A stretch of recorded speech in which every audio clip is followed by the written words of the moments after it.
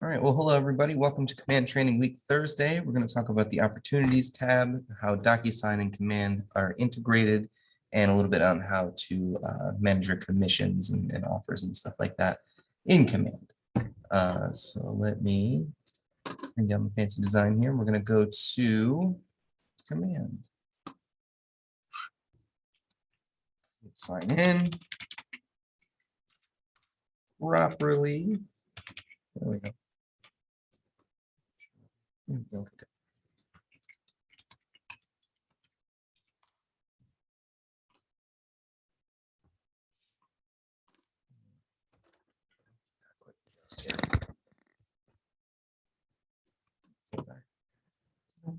right, so remember on the home page, you can get that little cheat bar there by clicking that red box and see where you're trying to go. Today, we're going to start in Opportunities, the little handshake icon.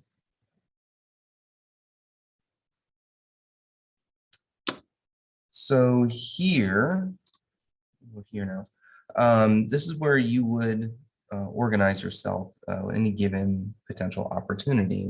What it is an opportunity is the space you would create to work in when a contact becomes someone that could potentially be actually producing a transaction, is going to actually buy a house. You got to keep track of everything that's happening there.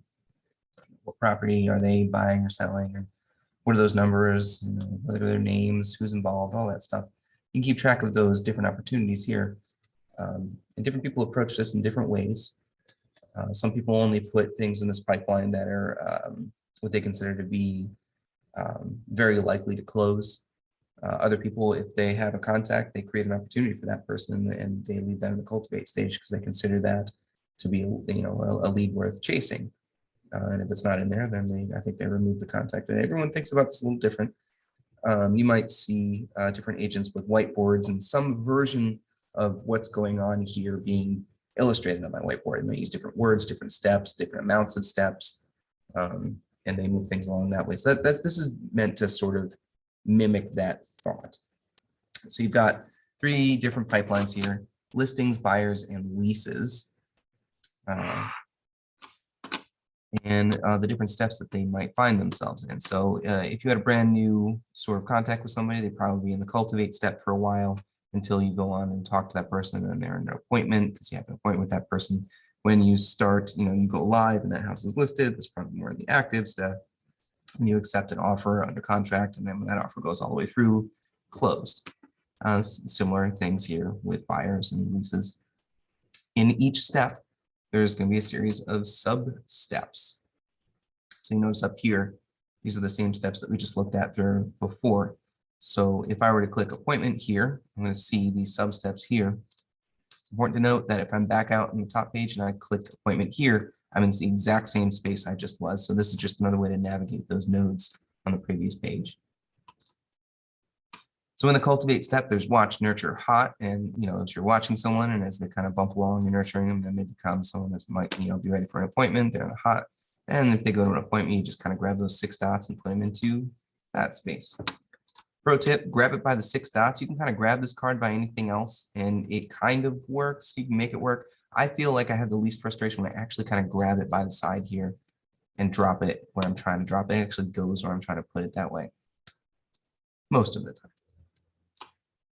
There. So you can see it there, but you're just moving down these note cards, whatever stages that they're in. This is space for you to work with, space for you to have an understanding of what it is you're trying to do, so that when you're way out here and you're trying to get a big picture view of what's going on, you've got an idea. How many things do you have in any of these stages? Are they listings? Are they buyers? What's going on?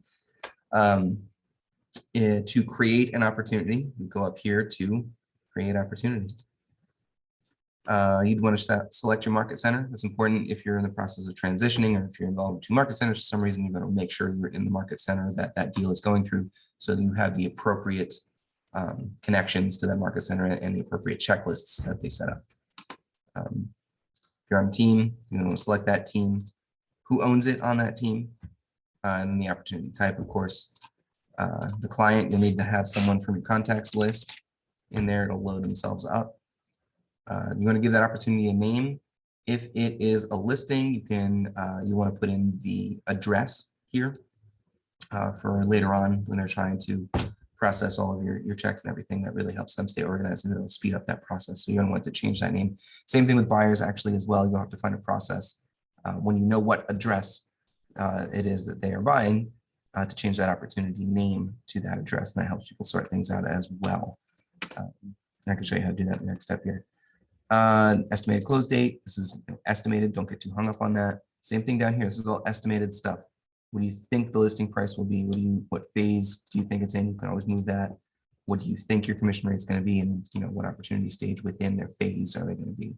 If they're in cultivate, watch, nurture, hot. If they're in appointment, scheduling, scheduled, kept, etc. So put a number in for all that stuff, and you're going to create it. If I click the create button here, we would see it would take you straight into this screen. That's where you end up. Now, if you need to change the name of this opportunity, which becomes relevant if you're in a buyer and you're about to submit that opportunity for a commission request, we'll talk about commissions later, you're going to want to change the opportunity name to the address. So what you're going to do, on this little hard to see ghost pencil right up here in the details, these are just little tabs inside the opportunity. We're in the details tab right now. Click that little ghost pencil, and then you'll be able to change the opportunity name right there to whatever it is that it needs to be the address, so that will help kind of expedite the process of your check being processed, which we all love, right? We're going to talk a little bit about DocuSign later, but try to remember when we come back to these little sync things, we'll talk about that. Seller profile, not a whole lot of functionality here just yet. It's loading. And I've lost my patience. We're not really missing anything there anyway, so I'm going to move on to marketing. This is a brand new moving part of the opportunities tab. This just came out maybe a week or two ago. And this is suggested marketing materials, strategies that you can use depending on what stage that opportunity is in. So if you're moving along the opportunity pipeline in an accurate fashion, these recommended items will update to whatever stage that you're in. You can always just create a design, or you can use one of these recommended ones. We are in training listing. And where are we in that listing? Let's find out. Jonathan Macho's training listing. I believe we're just in cultivate. So if I were to move this down to appointment, let's go there. Scheduling. Take a look at the marketing. You'll notice that the options change. The listing presentation becomes relevant then. Maybe I should build one of those out so I can bring it to me on that appointment, and so on. Wherever it is that it might help you. In that big, when we learned about designs yesterday, there's that big explosion of templates that you have access to. Could be a little overwhelming. Here it could say like, oh, you're going an appointment. This is the template we have in the designs library. You can create a design, go through the class that we learned yesterday, create that and share it in the ways that we went over yesterday. Documents here. This is probably where you will spend most of your time inside a particular opportunity that has actually moved forward. If you're signing contracts and so on. This is kind of where DocuSign starts to overlap with command space a little bit. So I'm going to pump the brakes there. We'll come back around to that so I don't just start zigging and zagging everywhere. Same thing here, offers and commissions. We're going to go through that as well. I've got a bunch of dummy offers here. We're going to go through how to create one, how to compare them, and how to submit commission requests at the end of that too. Any notes that you have, you can add a note here. I also want us to ask a question. Can the client see these notes? I do not believe so. However, my personal opinion, it is best practice to write as though, sorry, everybody, someone will be reading it. So, in my case, you might not want to describe me as the bald guy in your notes because maybe the bald guy will see those notes and that might be an insult or something like that. There are some places in offers and commissions where they will be able to see it if you choose it. So again, I just think it's best practice just to, if you're writing about someone, try to stay away from, insult or anything that might put someone off just in case. Maybe they will see that note. You don't know. It's professional practice. And then timeline, anything that's been going on with this opportunity, you'll see along here. So if you need to kind of scroll back through time and see what's going on, you can set that date range up to 30 days or all, look at that. You can go all the way back, apply that filter. I think I've had this one forever. This has been the one I've been using to teach. So this has been here for quite some time. Let's just keep on scrolling. I'm just gonna sit here and scroll that wheel. July 2021 is when I created this, and I've just been teaching with it ever since. So let's go back over to details here. Let me make sure I'm not missing anything.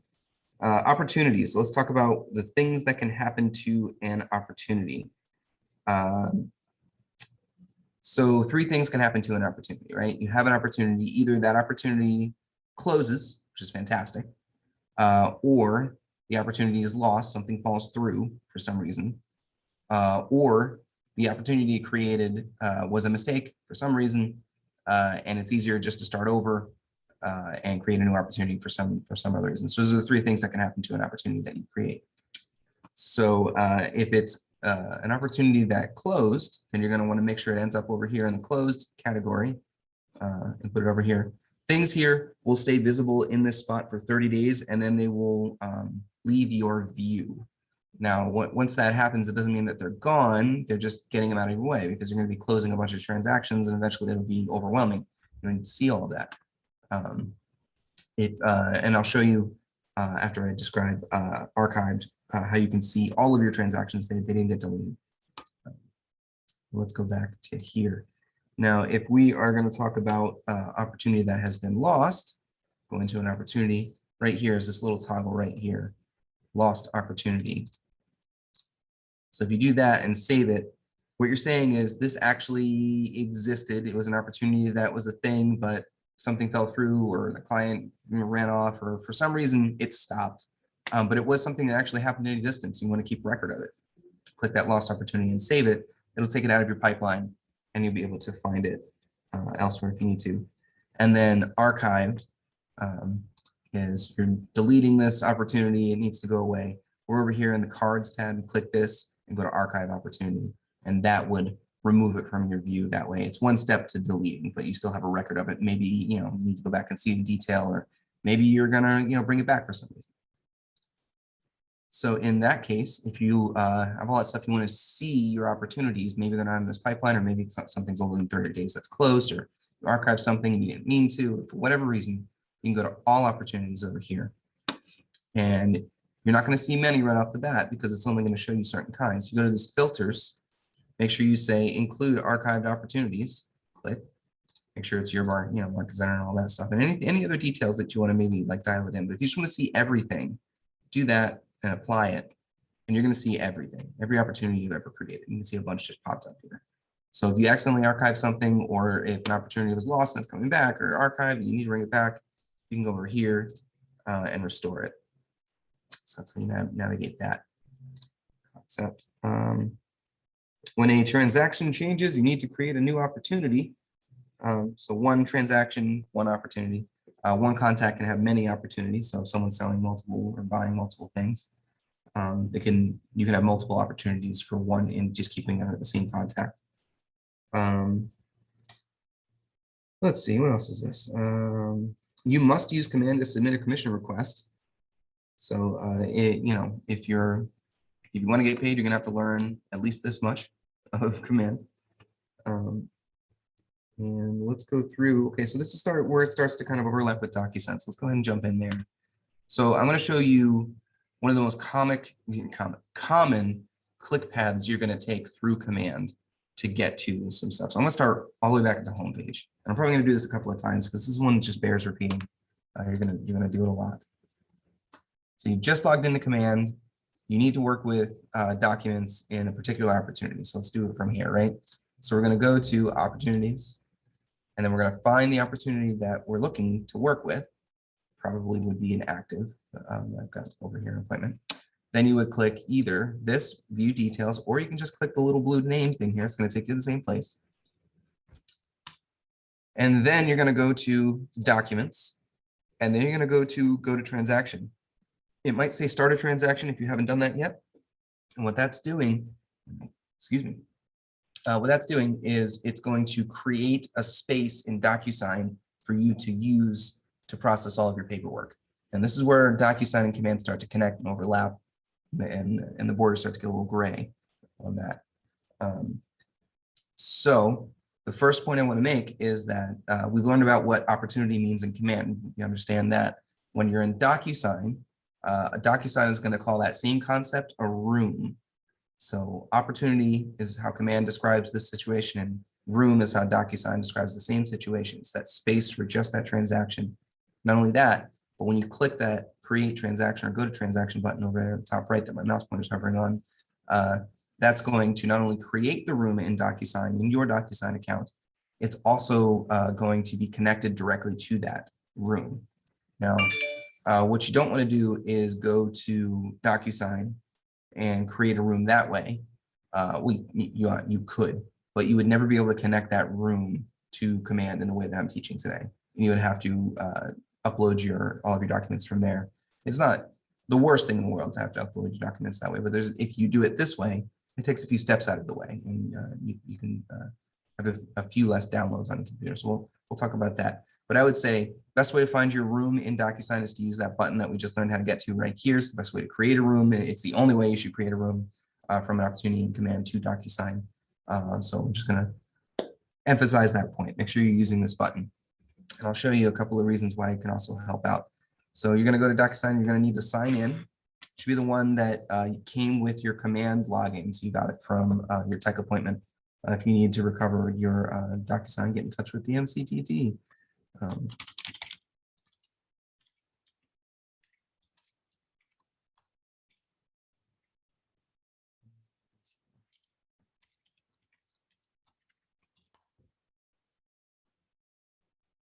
Verify my email. All right, let's do it.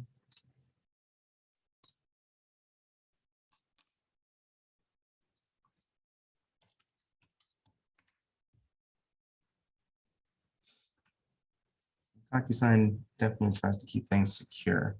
Now, you'll notice that the name here should be the same as the one here, Jonathan Montrose Training Listing, but I created this opportunity and then I renamed it in Command.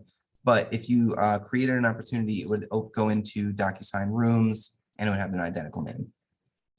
So here's one example of how you want to use that button. Let's say you're working around DocuSign and you want to go to a different transaction. You go to a room and you click some other thing. Let's go over to this. Now I'm in a different room. It's a different created space. It's got different documents or envelopes or whatever it is that I'm doing over here. Now I want to go back to the one that we came into originally. I'm like, oh man, I don't remember which one that is. I could guess, or I could be 100% positive by doing this. Close that tab, forget about that, and just click this button again. It's going to take you right back to the proper room that opportunity is connected to. So again, that button is it's really powerful way to not get lost. It's the best way to make sure that it's connected to Command. Use that button. There's limited reasons that you would need to go to DocuSign directly. Most of the time, if we're just talking general, real estate stuff, and you're working with a client, you're working with an opportunity, best practice, use this button to go to DocuSign, use that to go to a room, let that create the room for you so you have the connectivity that we're going to learn about here in a little bit. So we are in DocuSign. Now this is what we use to send and receive paperwork, get signatures, and that can be sort of tedious. It's the same stuff over and over. There's lots of signature boxes. There's different things you got to fill out, and there's lots of ways that we've come up with to help make that process less terrible. So one of them is that all the forms are already in DocuSign for e-use, and then those forms are already what we call pre-tagged.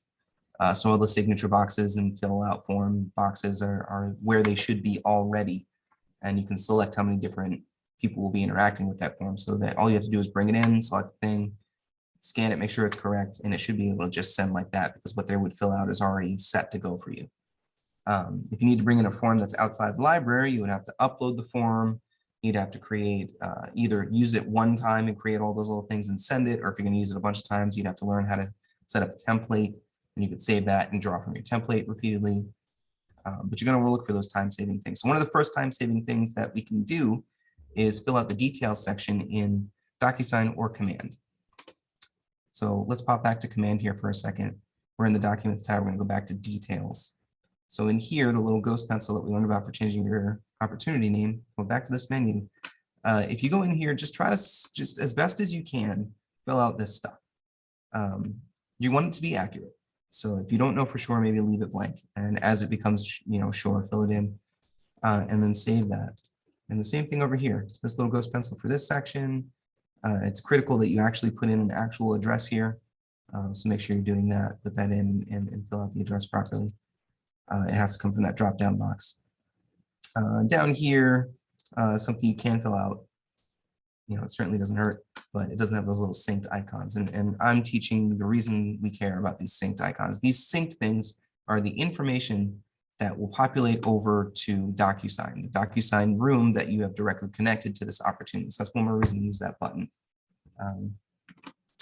So if you come in here and you make a change, you're going to want to click that sync transaction button and update. Anything in here that was saying not synced will say synced, and that will connect to DocuSign. Or back over in DocuSign over here in the rooms. Similar thing, there's details over here.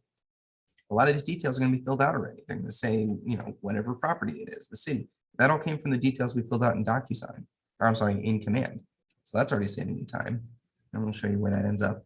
But anything here too, if you've got a second, you can click edit, fill out this stuff real quick. Any forms that you bring in will come over with this information. That's the whole point of all this. So when we go into documents and you bring in a form, and that form is calling for the buyer name, the seller name, the property address, that all that stuff, it's going to gather all those details up and put them there for you. Now, furthermore, DocuSign tries to take it even a step further from that. If you bring in a form and you don't have anything in your details, and it asks for like the buyer name and you fill that out and save that, it's going to go backwards. So if you fill out that name one time, if you were to go back to your details section, you would notice that that name would show up somewhere in these details, like here, because you filled it out on a form. So it goes backwards too. So it would go backwards to this little detail section. And any other time you bring in a form, it would know the listing agent's name right here and put that in there for you. So it could organically just kind of happen as you fill out forms that things will start to auto-populate as it sort of learns the details of that particular transaction. All right, so let's get into DocuSign use. One of the first things that you're going to want to do is have access to all of the forms. So let's talk about that first and foremost. If you're in DocuSign and you try to add forms from DocuSign Forms, and you notice, like me, you've got this little no access bar, you're going to want to do something about that because you need all of this stuff. Offer to purchase is you can't really not have it. So in order to gain access, you'd have to click up here at your name, down to preferences. We're going to pop over to integrations, and we're going to go to add provider. Like the blue realtor, you're going to put in your NRDS ID, your last name in those boxes, and then choose your association, which is the North Carolina Association of Realtors. There it is, which is now an alphabetized list. It used to just be a bunch of random names on a list. And then you would validate that. Now, I don't have a number to put in there, so I'm just going to head back.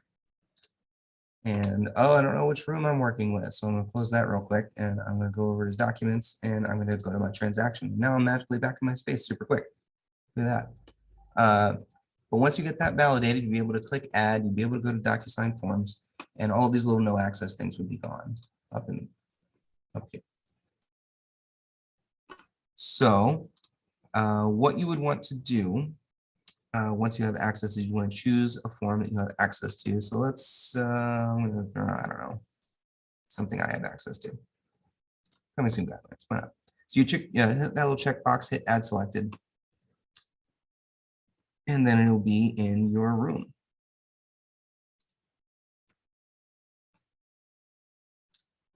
So, okay, great. Now I've got this form, I've got access to it, and I need to send it to someone to get filled out. So this is when we start talking about envelopes, pre-tagged roles, and all that stuff. So what you're going to want to do is they try to kind of give them names that make it sound like you're physically handling the thing. So you're going to want to fill out the form in a couple of different stages. The first stage is what I call the boring stuff information. So you just click the form itself. It'll bring itself up.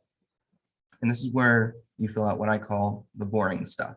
This is the stuff that you could type on the form on behalf of the other person. 1, 2, 3, the name of the address, city, state, zip, all that boring stuff, right?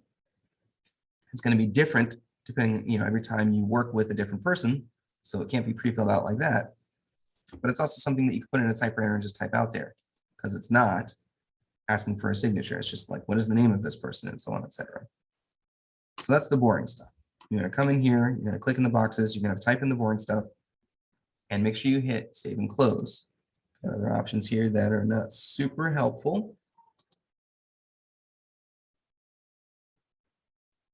Okay, now you put the boring stuff on that form. It's like I just went through a typewriter or something.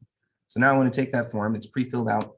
This is the way the form would look if I were to actually just print it out and bring it to someone and say, hey, sign this, right? Because you've printed their name, you printed their address, all that stuff is pre-filled out. The only thing that you really need to do with it is fill in information you don't have access to, or signatures because you can't sign for somebody, whatever that is. So click that little checkbox. We're going to put it in an envelope. And I know what you're thinking. We're probably going to click that envelope shaped icon up there. That looks like an envelope because we're doing it, but it's a trick. We're going to the pen one. That's the create envelope. It's the big DocuSign trick. This is actually if you want to email for some reason. It should be an @ symbol and the envelope should be that. But all right, so we're going to click the pen to make an envelope.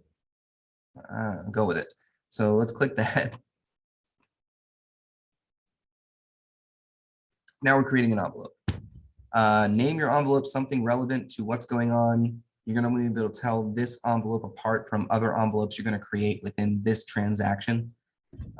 So name it something that makes sense to you. Some people do it in phases. Some people just name the envelope the main idea of the contract that's in there, and they know other contracts that they bundle with that one. However it is that you think about it, just give yourself a hint as to what's in that envelope, because eventually you're going to have 3, 4, 5, 6, 7, however many envelopes. And if you don't name them, they're all just going to say, please DocuSign. And you're not really going to know what's in any one. You're going to have to open it up, take a look at it if you're looking for something specific. That could get frustrating really fast. So name your envelope something. Name it something good. Okay, so from here, we are going to add a recipient. Or if you've got some templates you're working with, you can add it here too, which add the forms to here from your own pre-tagged roles. We're going to learn for a second. So if you need further training on templates, you can research it on Google. Honestly, they've got some great videos. You can get in touch with your Market Center type trainer. So add recipient, pre-tagged roles. This is critical. And if you just do email address, you can put someone to assign to sign this, and you would put in their name and their email. But then what you're telling DocuSign is the pre-tagged roles you have are not relevant. I'm going to put in my own signature boxes for this email person. If you've got a whole form to fill out, you have to move all of the fields out every single time. Let it do the work for you. Go to pre-tagged roles. It's relevant. So I'm going to go there. We're going to say, you know, seller 1 and seller 2 and this listing agent and this listing growth. Just let's select everybody. Or maybe I don't need this one. I'm going to not select that one. We're going to add selected. These are the people that are going to interact with this form in this instance. Their name is seller 1,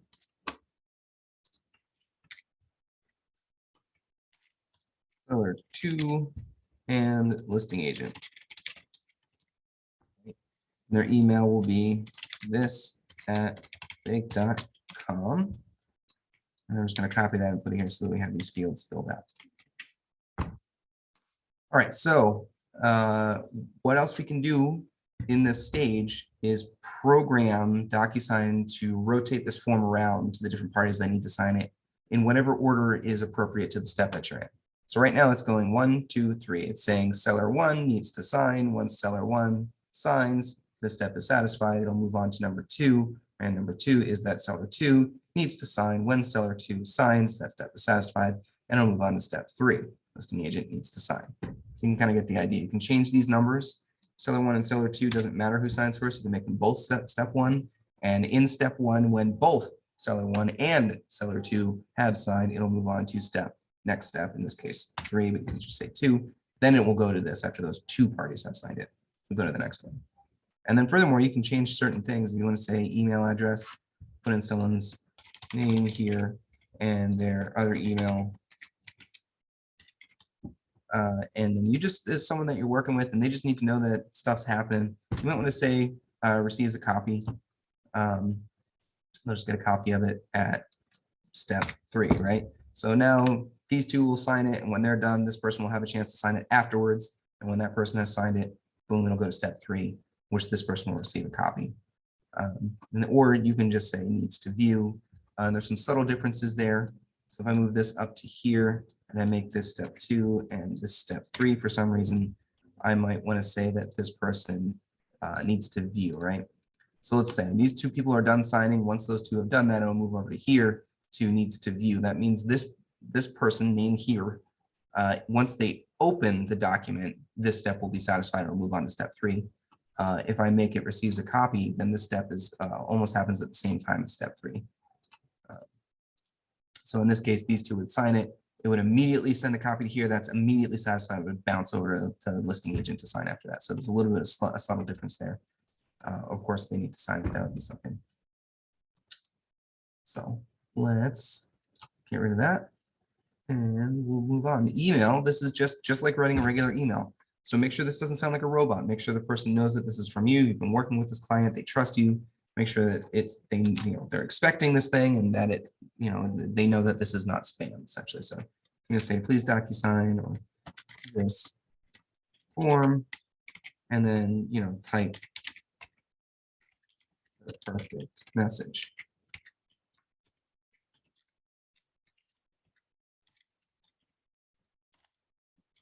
Sign it. Oops, can't type today. All right, so you got all this stuff set up. You've got the form set up. You got pre-tagged roles set up with their email addresses and what it is that they're doing in whatever order, with the email that they're going to get. The next thing is actually organizing all of those boxes. So when people think of DocuSign and forms, they usually think of what this next step is. This is what I call the exciting stuff. There's the boring stuff and the exciting stuff. So you just click this yellow next button up here. And this is going to load up a mock-up of the form, and you're going to program it to how it is that it needs to be signed by everybody. So you can scroll on down, you can see some examples here, right?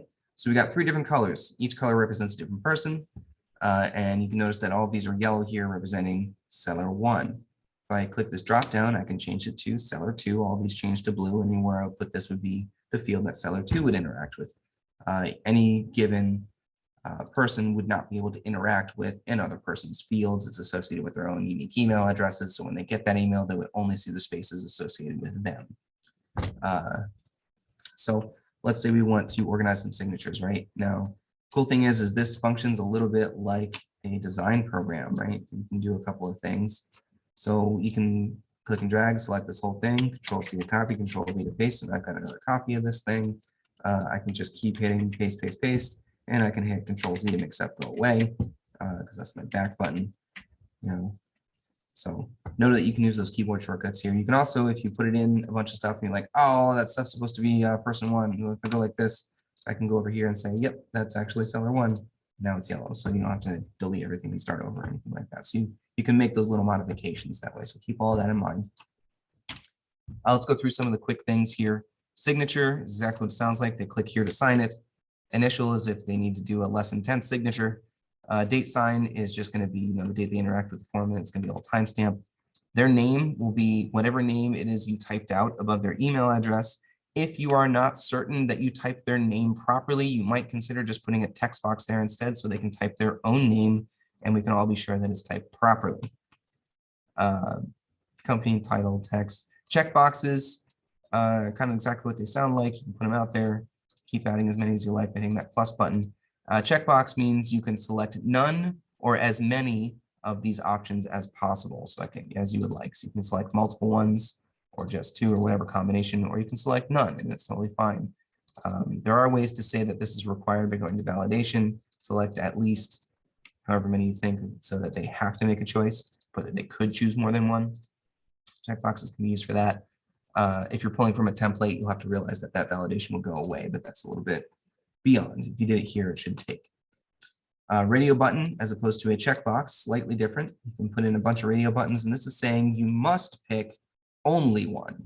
So if I choose this one and I choose this one, it's going to change over there. So it's a little snap button. You can only pick one, and you must pick at least one. So the difference between checkboxes and radio buttons there. Those are probably the most common things that you're going to use, I would say. So if you need to go further than that, get in touch. But as far as the basics go, it's really what you need. Again, make sure you're in the same, the proper version of everybody. Once you've got everything set up and you've moved the boxes exactly the way you like them, and everything's ready to go, and you can click send if you're feeling really confident, or we can preview it, which I strongly recommend. Click that preview button. And just like the design program, you're going to be able to preview this in desktop, tablet, if someone's using a tablet all the time, or a lot of people are commonly just using their phones. You're going to make sure that it looks good in a phone-sized screen.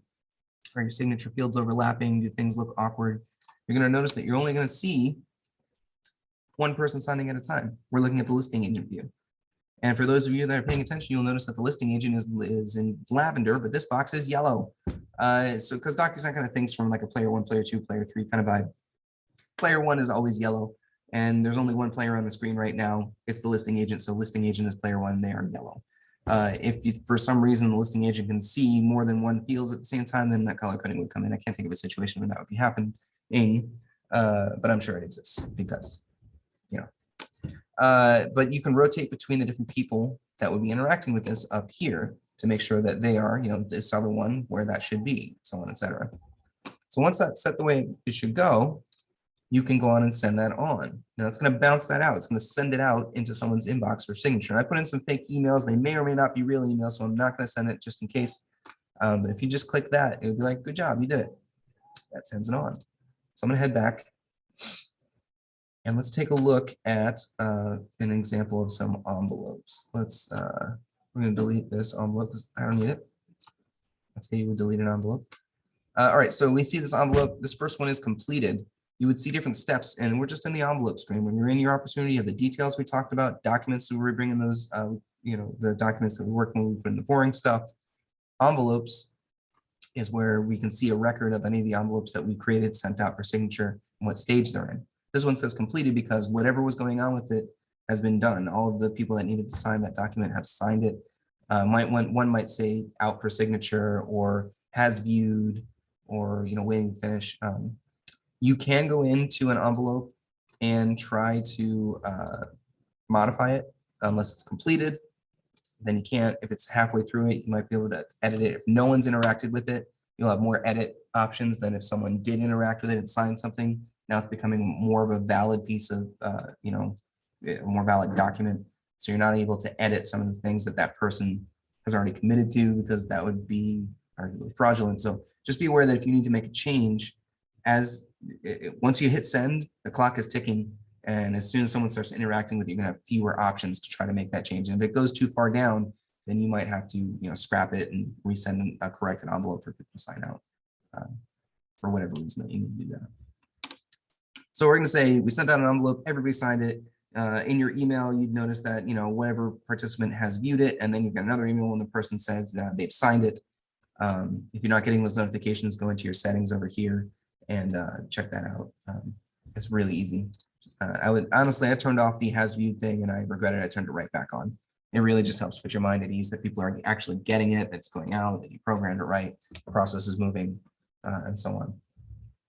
So we're gonna say we got this envelope back. We've got these documents now that have been signed. They're in my DocuSign. Now I need to do something with them. I need to bring them somewhere, or they have, you know, they need to have some valid kind of meaning that way, right?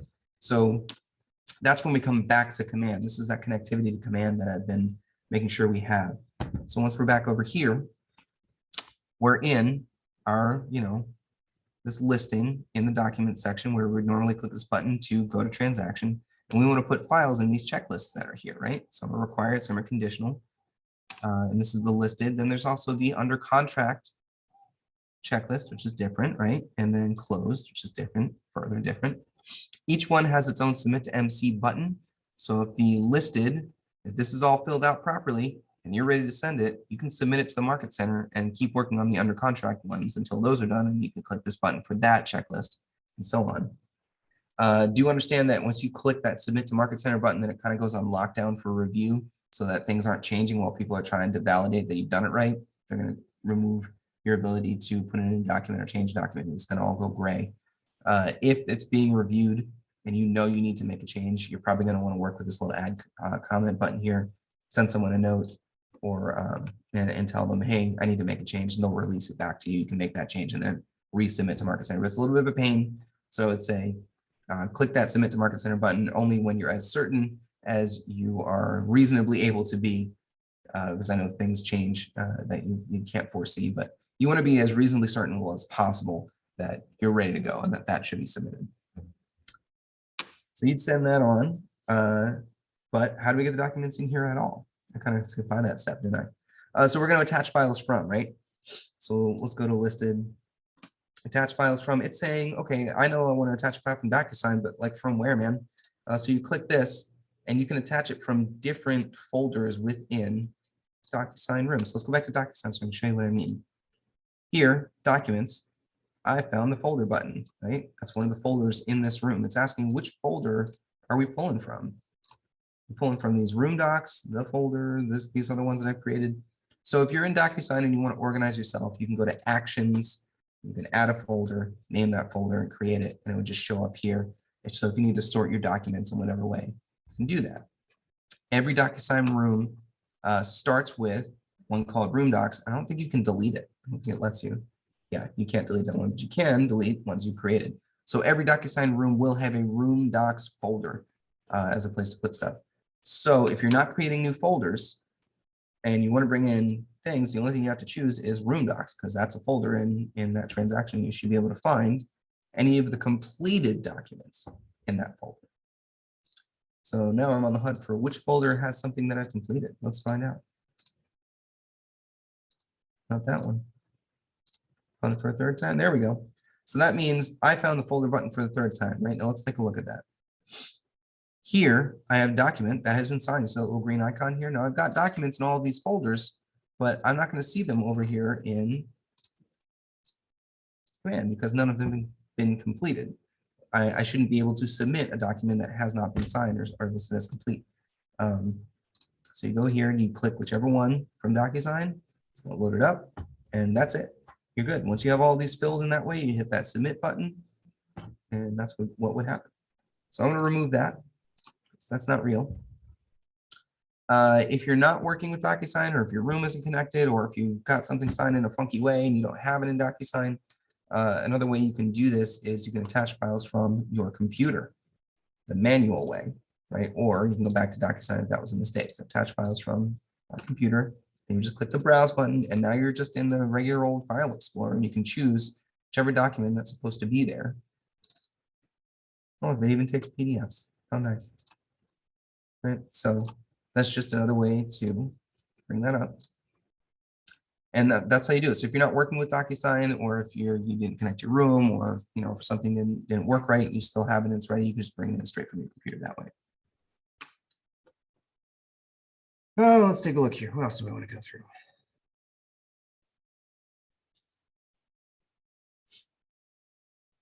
I think I want to go into offers and commissions here. Let's talk about that. That'll be the last thing that we talk about today. So offers and commissions. If people, you're in a listing, someone's added an offer, you can go here, give it a name, and we're going to create an offer. Excuse me, create offer. You have another chance to name it, the date, when it closed, if it closed.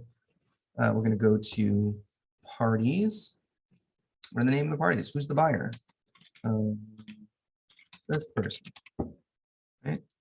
Because this person is the buyer. Their email, their phone number is not required, but the more information you have, the better. Representation, whoever's representing this person. This person's representation, their email, their phone number, and then the seller. This would be your client, and then the associate's name, which would be the agent, or probably you. Moving on to terms. This is where, some of this terminology is foreign to me. I'm not a licensed agent, so hopefully this will all be super familiar to all of you that are watching. But do know that this button plus this button equals this stuff.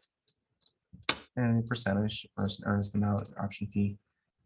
Fill this stuff out properly. Let's add a few more zeros. Let's live large. Sure.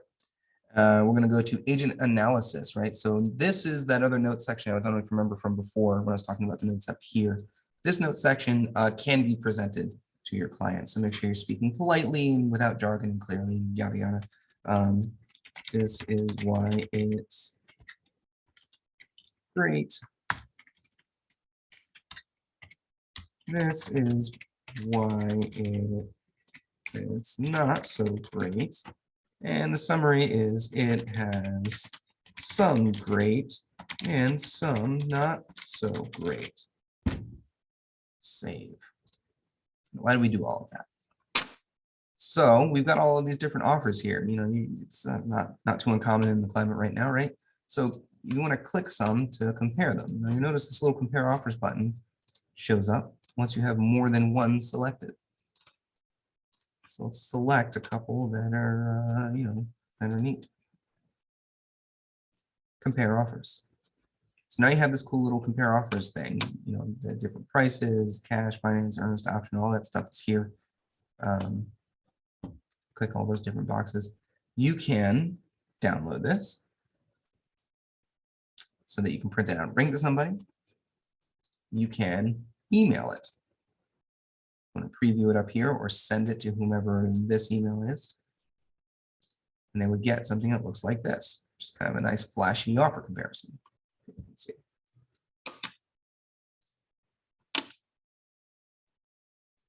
And then let's go back here and also notice that these are the pros and cons that we saw here. This is why it's great. It's the pros, it's some cons.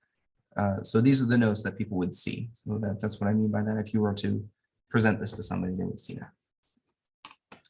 Once you have chosen whichever one it is, you know, grab it, accept it, and then we're going to go into manage commission. Now in here, you might need to do some editing. So make sure that all this stuff is like the last chance. Make sure that this offer is 100% accurate all around. Like edit the agent payment, make sure that's accurate. You know, go through everything. If something doesn't look right, go back and fix it. Go fix your details if you need to. Make sure that that's right. You know, anything, all of your documents are squared up and then they're approved and ready. Because once you click this submit button, again, it's just like submitting those documents. It goes into lockdown after that. And I don't think they can unclick it. I don't really think they can release it. They might be able to. But if you need to make a modification after you click that submit button, you have to get in touch with the MCA, and it's a pain for you and it's a pain for them, and they have to go in and they have to change this thing on their end. It may not reflect on your data here. If you really, really need it to, then you might need to scrap this entirely, represent it properly, because if you're keeping track of your data in command, you would want that to be accurate. So you'd have to make those kinds of decisions. So again, best practice, don't just click that submit button because you feel like you just made it over the finish line. Like take a second, breathe, look at everything, make sure it's ready to go. Then commit when you click that submit button because it's reasonably fine. But also don't skip clicking that submit button. Right here is one of the reasons that people can't move forward. They're expecting it to be done.